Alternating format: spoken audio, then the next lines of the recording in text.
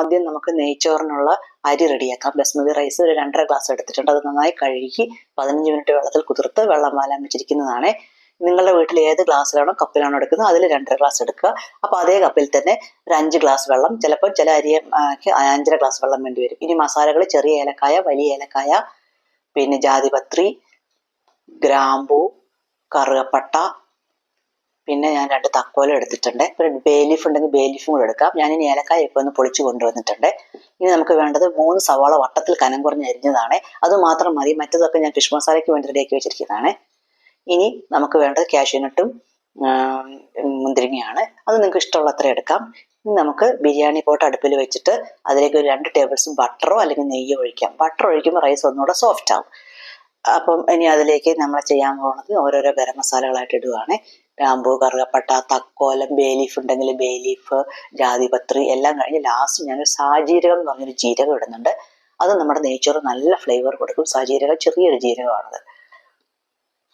ഇനി ഇതിൻ്റെയൊക്കെ ഫ്ലേവർ ബട്ടറിലേക്ക് ഒന്ന് ഇറങ്ങി വരണം. അതിന് വേണ്ടിയിട്ട് ജസ്റ്റ് ഒന്ന് ഇളക്കി കൊടുക്കാം. ഇളക്കി കൊടുത്തു കഴിഞ്ഞിട്ട് ഇനി നമുക്ക് ഇതിലേക്ക് 1/4 to 1/2 ടീസ്പൂൺ ഗരം മസാല ഇടാം. ഞാനിത് വീട്ടിൽ പൊടിക്കുന്ന ഗരം മസാലയാണ്. നല്ല ഫ്ലേവറാണിത്. ഇട്ട് കൊടുത്തു.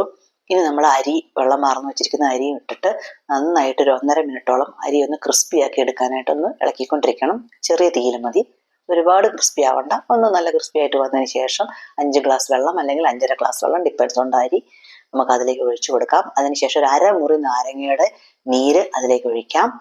പിന്നെ അതിലേക്ക് ആവശ്യമായിട്ടുള്ള ഉപ്പും കൂടെ ഇട്ടിട്ട് വേണമെന്നുണ്ടെങ്കിൽ ഒരു ടേബിൾ സ്പൂണോ അല്ലെങ്കിൽ ഒരു ടീസ്പൂണോ ബട്ടറോ നെയ്യോ കൂടെ ഇതിൽ ഒഴിക്കാം കേട്ടോ. ഞാനത് ഒഴിച്ചിട്ടില്ല. ഇത്രയും കൊണ്ടെല്ലാം നല്ല സോഫ്റ്റ് ആയിരുന്നു. ഓക്കെ, ഇനി അത് ചെറിയ ബർണറിലേക്ക് മാറ്റി വെച്ചിട്ട് ഈ അരി അടച്ചു വെച്ച് വേവിക്കാനായിട്ട് മാറ്റി വെക്കാം. ഇനി അടുത്ത് നമ്മൾ ചെറിയൊരു കടായി എടുത്തിട്ട് അതിലേക്ക് ഒരു ടേബിൾ സ്പൂൺ ബട്ടർ ഇട്ടിട്ട് അത് ഉരുകി വരുമ്പോഴേക്ക് കാഷ്യൂനട്ട് ഇടുന്നു. കാഷ്യൂനട്ട് ജസ്റ്റ് ഒന്ന് കളർ മാറാൻ തുടങ്ങുമ്പോഴേക്കും തന്നെ മുന്തിരിങ്ങ ഇട്ടു. മുന്തിരിങ്ങ നെയ്യൊക്കെ കുടിച്ച് വീർത്ത് വരുമ്പോൾ കോരി വെക്കണം. ഒരുപാട് ബ്രൗൺ ആവാൻ നിൽക്കണ്ട. കോരി വെച്ചിട്ട് ഇനി ഈ നെയ്യിലേക്ക് നമ്മൾ സവാള കനം കുറഞ്ഞ് അരിഞ്ഞ 3 സവാള ഉണ്ടല്ലോ, അത് വറുക്കാൻ വേണ്ടിയിട്ടുള്ള എണ്ണ ഒഴിക്കണം. വെളിച്ചെണ്ണ ഒഴിച്ചതിന് ശേഷം നമ്മൾ കനം കുറഞ്ഞ വട്ടത്തിൽ അരിഞ്ഞു വെച്ചിരിക്കുന്ന 3 സവാള അതിലേക്ക് ഇട്ട് കൊടുക്കാം. സവാള ഒന്ന് വാടി വരാനുള്ള ഉപ്പും ഒരു 1/2 ടീസ്പൂൺ ഉപ്പും കൂടെ നമുക്കതിലേക്ക് ഇടാനുണ്ട്.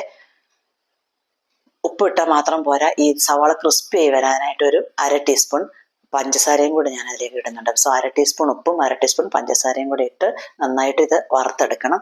ഞാൻ ക്യാമറ അഡ്ജസ്റ്റ് ചെയ്യാൻ പോയപ്പോഴത്തേക്കും കുറച്ച് കൂടുതൽ മുരിഞ്ഞു പോയി. ഇത്രയും നിങ്ങൾ മുരിക്കണ്ട. ഇതിന് ജസ്റ്റ് മുമ്പ് ഓഫാക്കി എടുത്താൽ മതി. പുറത്തിരുന്ന് നന്നായിട്ട് അത് മുരിഞ്ഞോളും. ഇനി അത് വാരി വെക്കാം. ഇതിനിടയിൽ എൻ്റെ റൈസ് വെന്ത് കഴിഞ്ഞിരുന്നു. ഞാൻ സ്റ്റൗ ഓഫാക്കി ഇട്ടിരുന്നു. അപ്പോൾ ഞാനൊന്ന് തുറന്ന് നോക്കിയിട്ട് ഇതിനൊന്ന് ഡെക്കറേറ്റ് ചെയ്യാം. നമ്മളിപ്പം വറുത്ത് വെച്ചിരിക്കുന്ന സവാളയൊക്കെ ഇതിലിടണം. ആദ്യം തന്നെ മല്ലിയില ഇടാം. മല്ലിയില ഇട്ടതിന് ശേഷം നമ്മൾ വറുത്ത് വെച്ചിരിക്കുന്ന സവാള ഇടാം. അങ്ങനെ ഓർഡർ ഒന്നുമില്ല, ഇഷ്ടം പോലെ ഇടാം. എന്നിട്ട് ഇനി കാഷ്യൂ നട്ട്സ് ഇടാം. അങ്ങനെ എല്ലാം ഇട്ട് നന്നായി അടച്ച് മാറ്റി വെച്ചാൽ സ്റ്റവ് ഓഫ് തന്നെയാണ്. അടച്ച് മാറ്റി വെച്ചാൽ മതി. 1/2 മണിക്കൂറോളം അടച്ചങ്ങ് മാറ്റി വെക്കുക. നല്ല മണമാണ് വീട് മുഴുവൻ. ഇപ്പം നല്ല നെയ്ച്ചോറിൻ്റെ മണം വന്നിട്ടുണ്ട്. ഇതിന് 1/2 മണിക്കൂർ കഴിഞ്ഞിട്ട് നമ്മളൊന്ന് തുറന്ന് നോക്കുമ്പം നല്ല അടിപൊളി നെയ്ച്ചോറ് നമുക്ക് റെഡി ആയിരിക്കും. ഞാനിപ്പോൾ അടച്ചു വെച്ചിട്ടുണ്ട് 1/2 മണിക്കൂറിലേക്ക്. ഗ്യാസ് സ്റ്റവ് ഓഫാണ്. അത് തുറന്നപ്പോൾ കണ്ടോ നമ്മുടെ ബിരിയാണി. ഇത് നല്ല ഫിഷ് മസാലയും കൂട്ടി കഴിക്കാൻ പറ്റിയ നല്ല അടിപൊളി നെയ്ച്ചോറാണ്.